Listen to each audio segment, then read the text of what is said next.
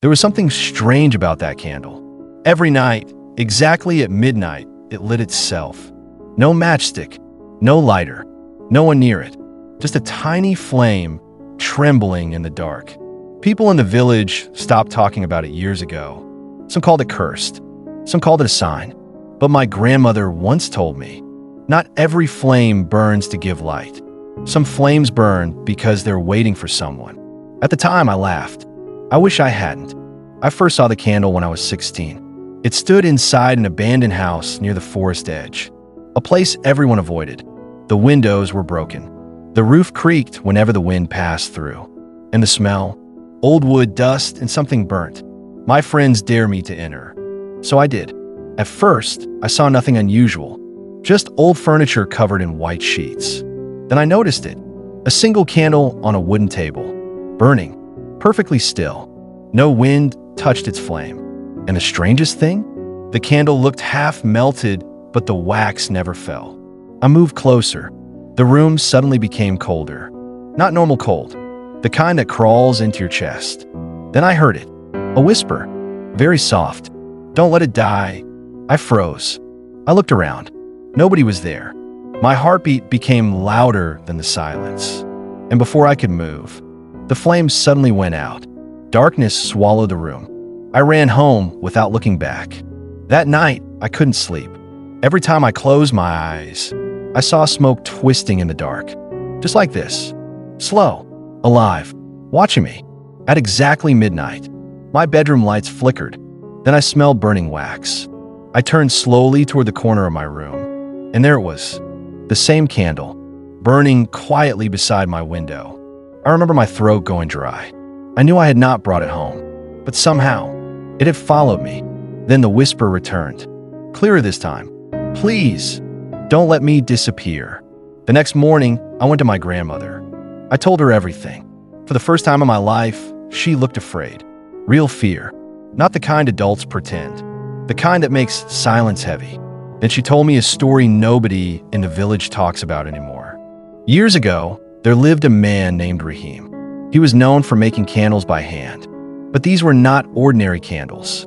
People said each candle carried a memory, a regret, a soul. One winter night, Rahim's little daughter became very sick. The snowstorm was too strong.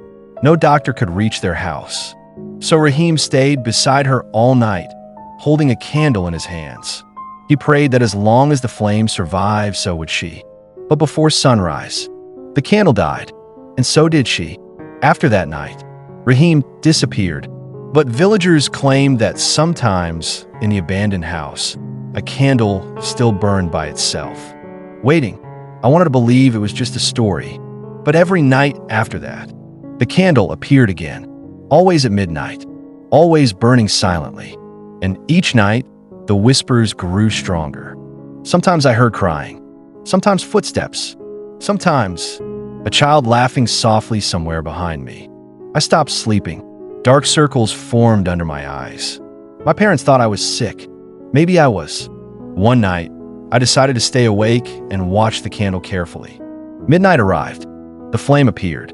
But this time, the smoke began forming shapes. Not random shapes. Faces. Sad faces. People crying. People reaching out. And among them, a little girl. She looked at me directly, then whispered. He promised I wouldn't be forgotten. The room suddenly shook. The candle flame grew taller. The smoke filled the ceiling like dark water.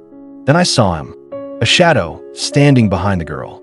Tall, silent, Rahim, or whatever remained of him. He wasn't angry. He looked broken, like someone who had spent years waiting for forgiveness. Then he spoke. If the flame dies, the memories die with it. I finally understood. The candle wasn't haunting people. It was begging not to be forgotten. Some souls fear darkness. Others fear being erased. The next day, I returned to the abandoned house alone. I carried fresh candles with me, dozens of them. I placed them carefully around the old wooden table. Then I lit every single one. The house glowed warmly for the first time in years. And something changed. The cold disappeared. The whispers stopped. The air felt peaceful. Then I saw the little girl one last time, standing near the doorway. smiling, not sad anymore, just grateful. Slowly, she faded into the light, and the original candle finally melted completely. For the first time in decades, the flame rested. Years have passed since that night. The abandoned house no longer feels cursed. Children play near it again. People walk past without fear. But sometimes, on quiet winter nights, I still smell candle smoke in the air. And if I wake exactly at midnight, I sometimes see a tiny flicker near my window. Not frightening, not lonely, just a reminder that memories never truly die, as long as someone still remembers the flame. Soft piano fades.